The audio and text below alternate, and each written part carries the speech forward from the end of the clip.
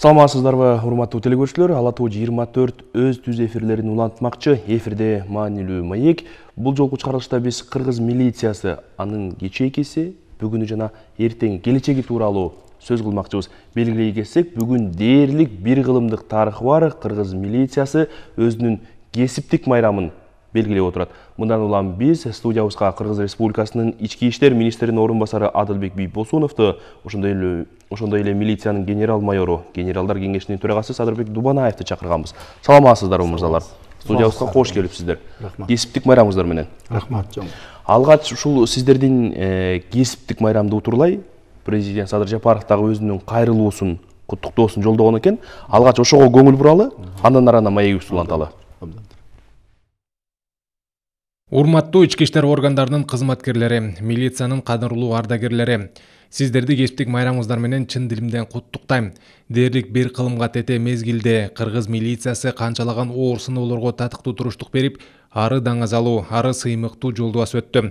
Бүгүнкү күндө дагы элибиздин бакубат турмушун камсыз кылуу үчүн өз өмүрлөрүн тобокелге салып, күнү түнү иштеп жаткандыгын ыраазычылык менен баса белгилейм.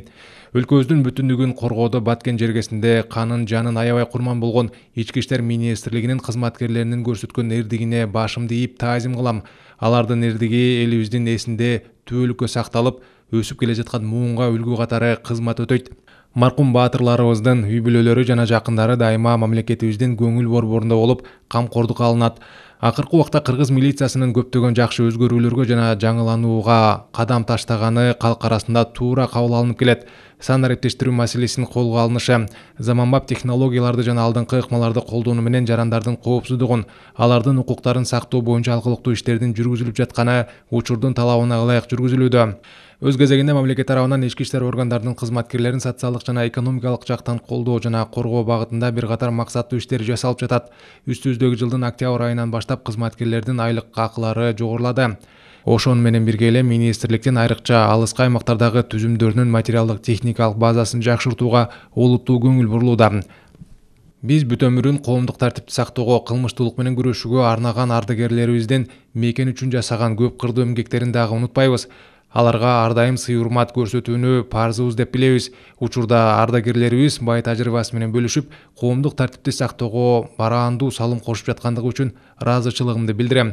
Урматтуу милиция кызматкерлери, менин милициям мени коргойт деген учкул сөздүн маанисине жараша эл мүдөөсүн орундатуу зарыл.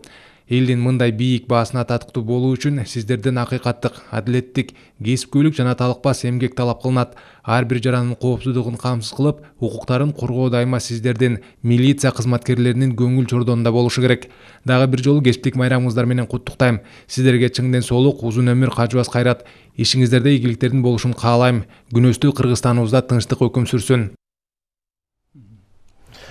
Мынакей жогоруда ушул президенттин куттуктоосуна көңүл бурдук. Ал киши дагы ушул дээрлик бир кылымдык тарыхы бар кыргыз милициясынын кечээкисине, бүгүнкүсүнө, анан талап болуп турган, эртең эмнени талап болуп тургандыгын белгилеп өтүп атпайбы? Анан бир кылымдык деген мындай бир карай келгенде бир тогуу убакыт, албетте. Анан кыргыз милициясынын калыптануу тарыхынан сөздү баштасак туура болот го. Агай, сизден баштайлы мүмкүн болсо.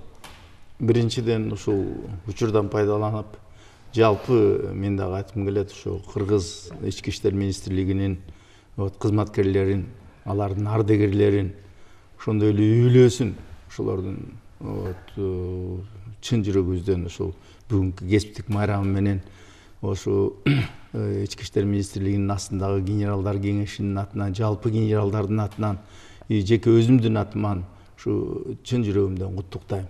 Анткени мына азыр эле ошо президентибиз айтып кеткендей, биздин мурунку учур менен азыркы учурду салыштырып болбойт да. Мурун деген аябай мындай материалдык техникалык базаларыбыз мынчалык чың болгон эмес эле биздин учурда.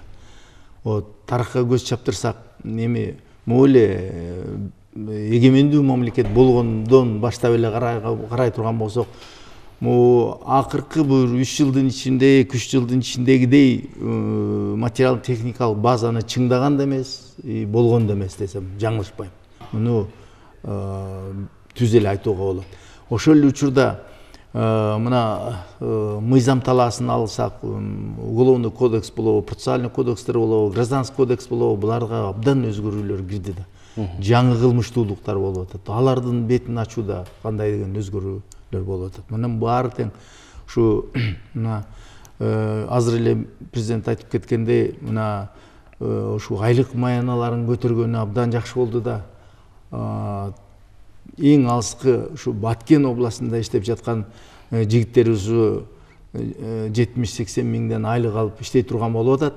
Мына бул болсо абдан туура, биз абдан ушуга сүйүнүп атабыз ветерандар. Ошол жакта иштеп аткан кызматкерлерибиз түнү күнү эл үчүн, журт үчүн ушу ак эмгектерин өтөйт. Мындан бетер дагы күчтүү болуп, ушул өзүнүн баягы кесибин сүйүп иштеп кетерине көзүбүз жетет. Ошол эле учурда мына материалдык техникалык база деп атпайбызбы? Ушул санариттештирүү. Мына мен жакында эле ушу министрдин кабинетинде болдум. Ошо министрдин кабинетинен ушу эң алыскы Баткен болобу, эң алыскы тетиги Алай болобу, ошолордун ички иштер министрлигинин астында ушу келген адамды кандай принимать этип атат деп дежурныйдын иш аракеттерин министр өзүнүн кабинетинде отуруп көрүп койсо болот да, текшерип койсо болот. Бул деген эмнеликти айтып атат? Бул деген жанакы баягы илгери айтчу эле го, бизди сабады, урду, алып барса заявлениябызды албай койду, тинтти, минтти деген арыздаттоолор көп болчу да элден. Мындай арыздаттоолор кыска мөөнөттүн ичинде кыскарып, мына азыр бөлөкчө болуп калды. Буган ушул ички иштер министрлиги болсун, ушул биздин эле мына мамлекет жетекчилерибиз, ушу өкмөттөр ушу материалдык техникалык базасын чыңдап атканга биз абдан ыраазыбыз. Ветерандар бүгүн да айттык өзүбүздүн торжественный собранияда, ушу эгерде ушундай калыпта материалдык техникалык базаларды чыңдап алып бара турган болсо, дагы бир 2-3 жылдан кийин милицияны таанып болбойт да. Элге кылган мамилеси оңолот. Жүрүм турумдары оңолот. Анткени ошончолук айлык көтөрүлдү да. Ким эле ушул эртең алып аткан 70 миң сомун ушу 7 миң сомго алмаштырсын мисалы. Мен эгерде анын 1 миң сомун алып койсом, эртең 70 миңден айдап чыгат деп ар бирөө ойлонуп калат. Ошон үчүн бул да болсо мамлекеттин ички иштер министрлигине көрүп аткан камкорлук деп эсептейм. Аман болсун балдар, ушул мына бычактын мизинде октун учунда жүрүшөт ушул балдар. Ошол кызмат кылып атып, ошолорубуз аман болсун. Элибиз тынччылыкта болсун, биримдикте болсок, ынтымакта болсок, баары жеңиш алдыда болот. Адылбек Качканбекович, жогоруда биз президент дагы белгилеп өттү, анан мынакей Агай дагы белгилеп өтпөдүбү? Акыркы 2-3 жылдагы материалдык техникалык базаны чыңдоо, жаңыртуу маселеси тууралуу мындай бир конкреттештирип айта турган болсок, кандай жаңылануу орун алды? Мынакей өзүңүз белгилеп кеттиңиз, Садыр Мамиталиевич айтып кетти. Акыркы убакытта мамлекет жетекчилик тарабынан ички иштер органдар кызматына жакшы көңүл бурулуп атат. Мисалы айтып кетсек, Көлдө экологиялык милиция түзүлдү. Анын жабдыктары алып берилди. Азыркы күндө мына акыркы эле мамиле иштерин айтсак, 400 километрди торлор алынып чыгып атат көлдөн. Бул эртеңки экологияга кандай гана зыян келип аткан. Андан тышкары мына өзүңүздөр билгендей 60тан ашык бюджеттин биринчи мына канчадан бери алып бериле, бюджеттин биринчи жолу ушу 60тан ашык унаа алып берилди кыргыз милициясына. Эми айлык көтөрүү боюнча айтып кетти, жана башка бир топ жардамдарды берип атат. Азыркы күндө мына Садыр Мамитович белгилеп кеткендей, санариптештирүү боюнча багыт боюнча бизге тапшырмалар коюлду эле. Негизги мамлекетте санариптештирүү өнүктүрүү баардык тармакта деп. Биз укук коргоо органдары дагы санариптештирүү багытында элден калган жокпуз. Биз дагы аракет кылып, мынакей ар бир четке регионго жеткиликтүү болуп, бияктан түз маалымат алуу, түз ишин көрүү боюнча дагы ошол санариптештирүү багытында жумуш жүргүзүлүп атат. Мамлекетте 2000ден ашуун камера коюлган азыркы күндө кооптуу жерлерде. Андан тышкары да анализдер жүргүзүлүп, ошол ички иштер органдарынын ичине дагы камералар коюлуп атат. Себеби элдер кирип арызданып атат. Бизди кабыл алган жок, бизге корс мамиле кылып атат, терс мамиле кылып атат деген баарын эске алып туруп, бүт жана санариптештирип, камералар коюп, бияктан онлайн контролдоо жолдоруна өтүп атабыз. Азыркы күндө ошол жака арыздангандардын саны мына Садырбек Мамиталиевич айткандай бир кыйла азайып калды. Ошол жака да көңүл бурулуп атат. Жогоруда президент куттуктоосунда, кайрылуусунда Баткендеги акыркы чек ара окуяларында ички иштер кызматкерлеринин, аскерлеринин салымы, алардын көрсөткөн эрдиги тууралуу кеп кылбадыбы? эмнени айта аласыз бул боюнча кененирээк? Эми бул боюнча кененирээк айтканда, бизде өзүңүздөр билесиздер, кооптуу жерлер бар мамлекетте, анын ичинде Баткен жергесинде дагы кооптуу жерлер бар. Бул мамлекеттик чек ара чечилмегенине байланыштуу. Ошол жерге биздин ички аскерлер жана ички иштер органдар кызматкерлери кызмат өтөйт ар дайым, түнү күнү. Кечээ акыркы коогалаңда дагы өзүнүн чоң эрдигин көргөзүп, биздин кызматкерлер 1 сантиметр жерин киргизген жок. Ошол жерге баары тикесин тик туруп, түнү күнү кызмат өтөп беришти. Ошол жерге жалпы күч органдарына жардам берип, өзүнүн түз милдеттерин аткарып, баары тең өзүнүн жумуштарын так аткарып берди. Баягы албетте 5 кол тең эмес, кой аксагы менен 1000 деп айтылат. Баягы милициянын дарегине айтылып келген сын коомчулукта албетте белгилүү. Баягы шибегени капка ката албагандай эле сын азайган чыгар, бирок ал бар. Муну жашыра албайбыз. Милициянын жарандарга болгон мамилеси, жогоруда өзүңүз айткандай кабыл алуудагы орой мамиле, коорс мамиле бир акыркы мезгилдерде ушунун бир азайгандыгы боюнча мындай статистикалык көрсөткүчтөр чындыгында эле ошону көрсөтүп атабы деген маселе. Эми азыркы күндө мына өзүңүздөр айткандай эмне белгилеп кеттиңиз го, кой аксагы менен 1000 деп. Эми бул бизде айтсак, бир кумалак бир карын мая четет дегендей жок деп айтпаймын. Бирок аны азайтууга, төмөндөтүүгө биз иш алып келип атабыз. Мына сервистик тейлөөнү күчөтүүгө, мисалы үчүн санариптештирүү багытында азыркы күндө мына өзүңүздөр билгендей акыркы өзгөртүүлөр менен арыз жазганда арыздын баары тең электрондук регистрациядан өтөт. Ал жерде ар бир жалган билет. Регистрация болду, болбоду, кимге барды, кандай иш жүрүп атат деп. Андан тышкары, мисалы үчүн мына бул андай маалымат кагаздарын алуу үчүн банкоматтарга алып барып, очередке турбастан, касса акча төлөбөстөн ар бир жаран барып банкоматтан же болбосо мобилдик приложениялардан каражаттар которуп койсо болот. Бул ошол кызматкер менен жарандын ортосунда контакт азайып, жарандар түз эле кайрылуусу бар. Ошондой эле мисалы үчүн азыркы күндө министрге түз кайрылуу бар электрондук түрдө. Түз ал министрге келип түшөт, ар бир арызды министр өзү көрөт, контролдо коет. Ошол себептен ал тармактарда жумуштар жүрүп атат. Садырбек агай, баягы бир убакта менин милициям мени коргойт деген мындай бир сыймыктуу сөз тескерисинен айтылып калды эле да. Анан ушуну жакшыртуу боюнча бүгүн ички иштер органдарынан кандай жаңылануу талап болуп турат?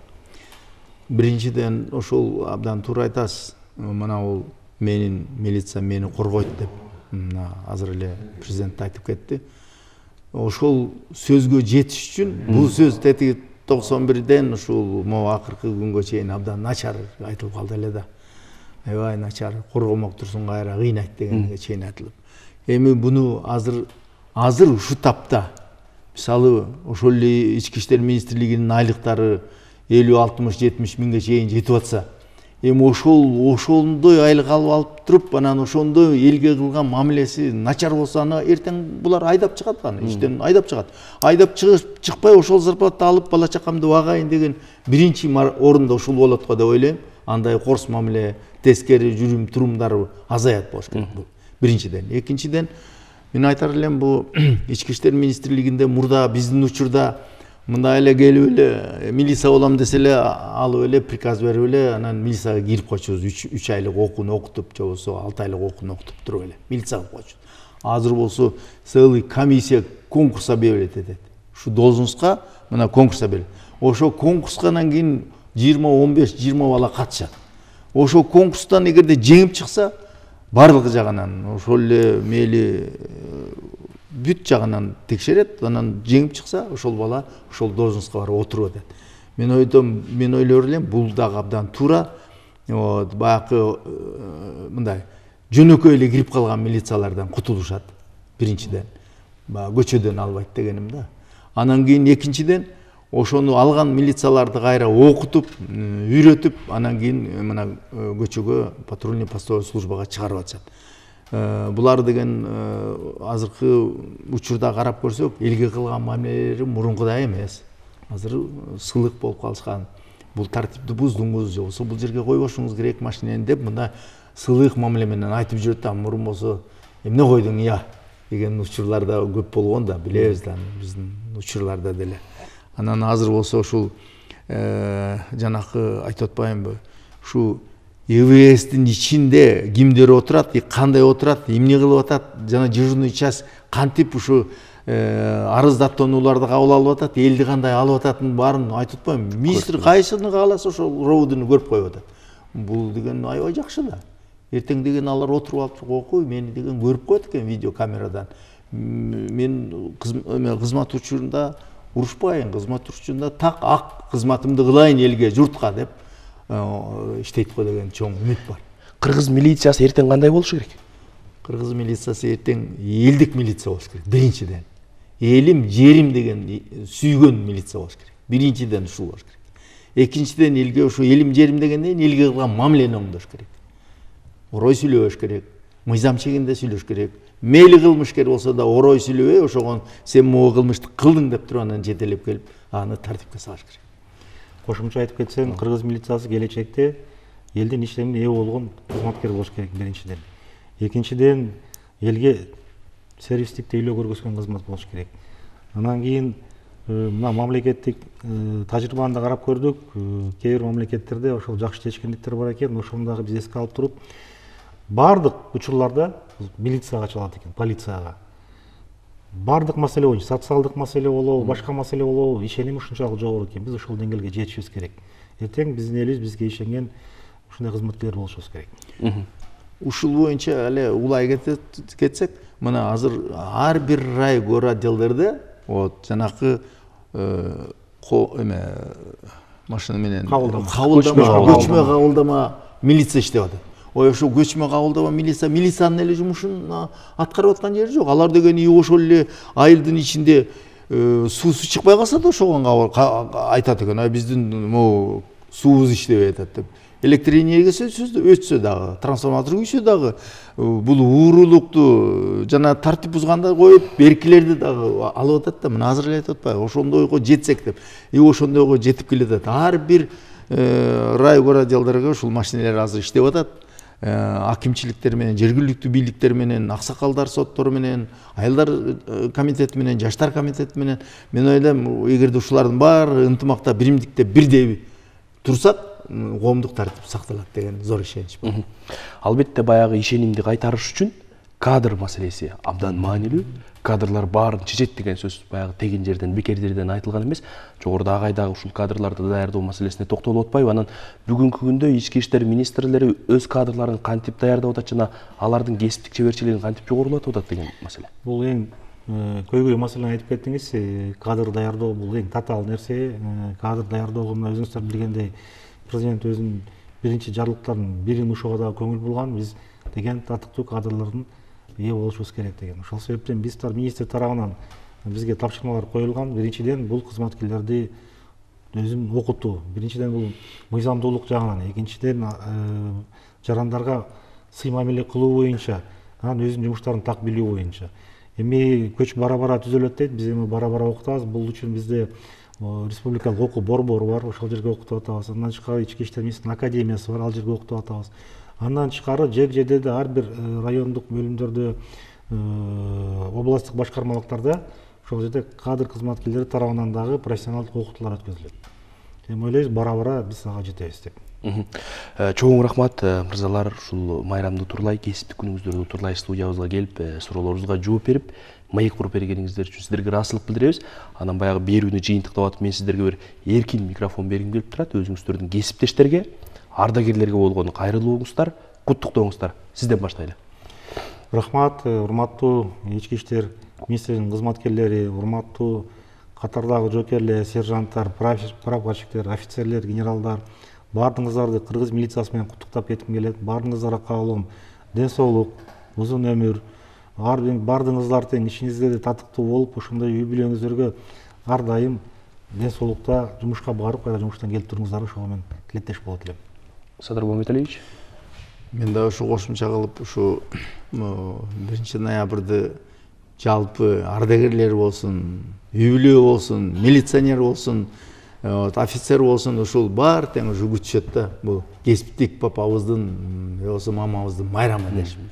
Анан ушул ар бир үйдө бүгүн күлкү, шат болуп, майрамдап, ошол папасын болобу, мамасын болобу, ошол эле чоң ата, чоң энелерин болобу куттукташат болуш керек. Ошо элиме, журтума биринчиден тынччылыкты каалайм, экинчиден ынтымактуулукту каалайм.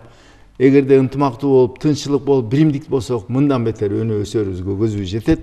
А эгерде баягы ынтымагың жок болсо алдыңдагы алдырарсың дегендей, аны ынтымак болбосо эртең бизди бөлүп кетеби деп дагы чочулайсың. Ошон үчүн баардык ушул жарандардын баарына ушул ынтымактуу болуп, биримдикте болуп, мейли милиция болобу, мейли ким болбосун гражданин, ушулардын баары аман эсен болуп, ден соолуктуу болуп, бир ушул элибиз бир мындан бетер жакшы жашап кетсин деп бир көмөктөш бололук да. Чоң рахмат. Дагы бир жолу майрамыңыздар менен кыргыз милициясы мени коргойт деген сыймыктуу ишенимдин калыптанышына мен дагы тилектешмин, мен дагы күтөм деген. Рахмат. Урматтуу телекөрүүчүлөр, бул жолку чыгарылышта биз кыргыз милициясынын кесиптик майрамына карата милициянын кечээкиси, бүгүнү жана эртеңи деген маселенин айланасында сөз кылдык. Биздин суроолорубузга Кыргыз Республикасынын ички иштер министринин орун басары Адылбек Бийбосунов, ошондой эле милициянын генерал майору, генералдар кеңешинин төрагасы Садырбек Дубанаев жооп берди. Берүүнү мен Амантур Шергазиев алып бардым. Кайрадан эфир аркылуу амандашканча саламатта туруңуздар. Урматтуу тартип сакчылары, кесиптик майрамыңыздар менен.